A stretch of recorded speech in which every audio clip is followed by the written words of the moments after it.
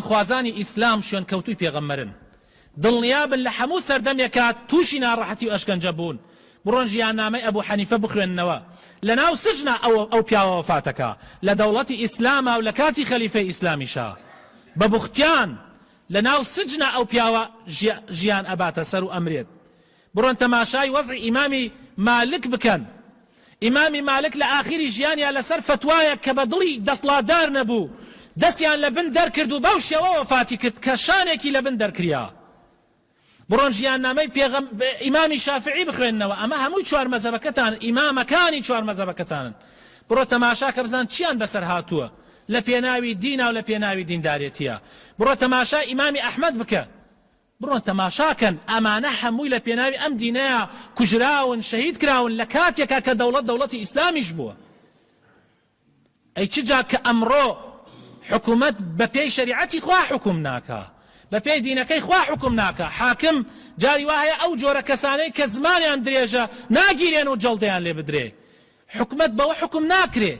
لە زمانێکان ئێمە دنیای خراپە زاڵە بەسەر دنیای چاکەیە ئەی ئەبێ لە زمانێکی ئاوات چۆن مسلمان عازیەت نەدرێ و ئەشکەنجە نەدرێ چەند کەس کوژرا لەم شارە بە بوختیانی درۆ دەلەسە مناڵی چەند کەس کوژرا بە بوختانی درۆ دەلەسە چەند کەس خۆی سوتان لە ترسی بوختیانی درۆ دەلەسە دەیەوە خوای تەعالی لە قورئان ئەفەرمێ ئەبێت چوار شایەت والله لە سەردەمی ئیمامی عومەرە بوختیان بۆ سەحابەیەک هەڵبەسرا ئیمامی عومەر هەموویانی بان کرد ئەوانەی چوار کەس بوون وتی یاڵە شایەتی بدەن لەسەر ئەوەی بزانم ئێوە ئەم کارەتان بینیە بە چاوی خۆتان بینیتانە وەکو چۆن خنجێر لە کێلانەیە ئەبێ ئەو کارەتان بینی بێ ئەگینا هەر یەکێک لە ئێوە 80 جەڵدە ئەدەمە بان پشتیە چۆن بوختیان بۆ مسلمانان هەڵەبەسی هەر لەو ئاەتانەیە کە من حەزەکەم خۆتان لە ماڵە تەفسیرەکانی بخوێنن لە سورەتی نورە حتا ئاەتی 34 خوای تعالی زۆر تأکید لەسەر ئەوەکە ئەفەرمێ إن الذين يحبون أن تشيع الفاحشة في الذين آمنوا لهم عذاب أليم بەڕاستی ئەو کەسانەی کە حەزەکەن فاحیشە لە ناو مسلمانانە بڵاو بێتەوە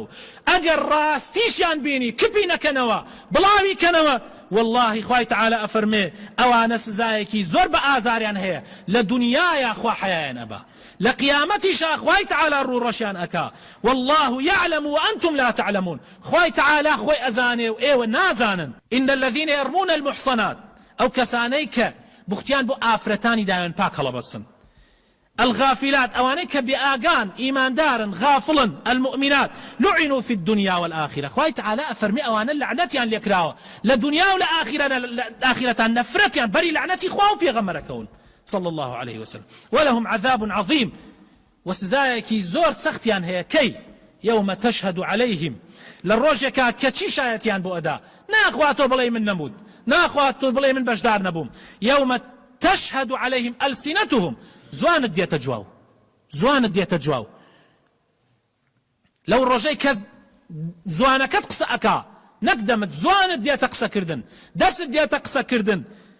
بيات ديتا قصى كردن يوم تشهد عليهم ألسنتهم